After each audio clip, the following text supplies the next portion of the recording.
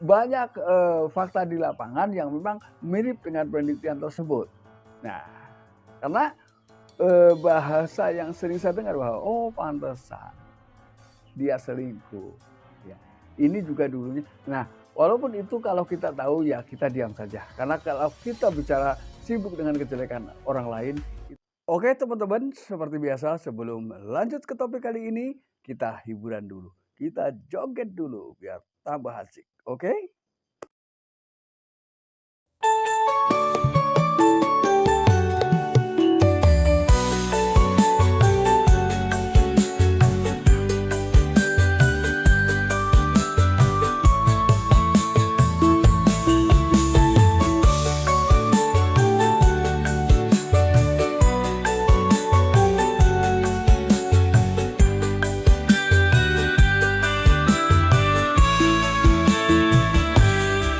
Di depan mata senyumnya manis, katanya cinta setia sampai habis. Tapi di bekang banyak cerita, ada rahasia yang tak pernah ku terka. Selalu rapi, semua sempurna, tapi hatiku sering bertanya, kenapa rasa ini terasa beda? Ada yang hilang tak seperti biasanya. Ciri istri pura-pura setia, janji manis tapi cuma dusta. Kata cinta hanya di bibir saja, sementara hati berpaling entah kemana. Ciri istri pura-pura bahagia, di rumah tersenyum tapi jiwa tak ada. Aku bertahan meski luka terasa, inikah cinta yang seharusnya ada?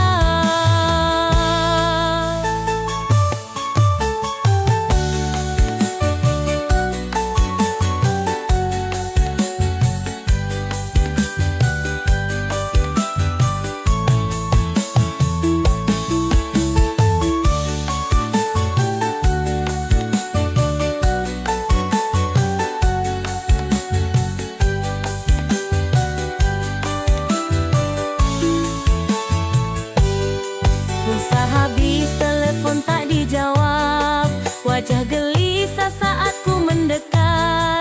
Alasan sibuk jadi tamengnya, padahal ku tahu ada yang disembunyikannya. Dia bilang aku terlalu curiga, padahal semua tanda ada. Aku cuma ingin jujur bersama, tapi cintaku terus diabaikan saja. Ciri istri pura-pura setia, janji manis tapi cuma dusta. Kata cinta hanya di bibir saja, sementara hati berpaling entah kemana. Itu juga tidak bermanfaat. Saksikan dan dukung terus channel Kang Kumis, mengulas seputar problem rumah tangga, percintaan hingga Assalamualaikum warahmatullahi wabarakatuh. Kembali lagi bersama saya Kang Kumis. Ya, pada kesempatan kali ini Kang Kumis ingin membahas sebetulnya yang menjadi faktor-faktor timbulnya perselingkuhan pada seseorang. Ya, ini apa saja selain dari sisi fisik, dari sisi gerak-gerik, dari sisi kata-kata, dari sisi cara bicara. Ini apakah ada cara lain yang bisa dilihat ketika seseorang ini gemar melakukan perselingkuhan? Ya. Namun sebelum lanjut ke topik kali ini, silahkan sahabat semua subscribe, like, dan komen di channel Kang Kumis. Ya. Ini. Yang pertama, lalu apakah faktor genetik ini seberapa besar sih pengaruhnya terhadap timbulnya perilaku selingkuh pada keturunannya, ya. Nah, karena ini yang ditanyakan apakah faktor genetik atau faktor keturunan memiliki potensi perselingkuhan ini berapa persen, ya. Mendasar dari beberapa penelitian yang sudah dilakukan, ini adalah 71%. Yang gen tersebut, mohon maaf sekali ini harus saya sampaikan karena memang mungkin ini juga perlu kita ketahui sama-sama bahwa itu mendasar ke ibu, ya. Yang saya temukan seperti itu. Jadi 70% itu mendasar ke gen ibunya, ya. Ya. Memang banyak fakta di lapangan yang memang mirip dengan penelitian tersebut. Nah, karena bahasa yang sering saya dengar bahwa oh pantesan dia selingkuh. Ya, ini juga dulunya. Nah, walaupun itu kalau kita tahu ya kita diam saja. Karena kalau kita bicara sibuk dengan kejelekan orang lain itu juga tidak bermanfaat dan itu rugi buat diri kita. Ya, ini hanya sekedar pemahaman saja. Anda boleh mengecek, boleh memperhatikan apakah benar bahwa faktor genetik ini punya peranan sebesar itu, yaitu sebesar 70% dari faktor genetik, ya, yang disebabkan genetik ini lebih cenderung ke ibunya, ya, ke pihak ibu atau ke wanitanya. Nah ini yang perlu kita perhatikan. Namun kita nggak usah mencemooh, nggak usah mencela, karena ya tugas kita kalau memang kita percaya dengan ini adalah hanya melihat tentang seberapa jauh kebenarannya tentang fakta ini, ya ini. Lalu yang kedua adalah faktor DNA. Nah, ini juga punya peranan atau menjadi salah satu faktor penyebab terjadinya perselingkuhan seseorang, ya. Mungkin kesamaan DNA. Jadi ketika kita lihat kalau bicara tentang genetik ini sebetulnya mirip, ya.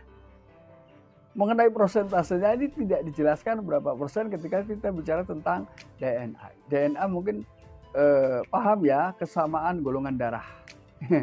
Ini kesamaan golongan darah ini juga punya pengaruh penting terhadap perilaku seseorang ketika dilihat dari sisi genetika, ya. Ini yang sedikit banyak perlu kita pahami, ya. Ini singkat, padat, dan cepat saya sampaikan, ya. Lalu yang terakhir, ya, benarkah bahwa 71% orang setidaknya satu kali pernah berselingkuh? Apakah itu benar?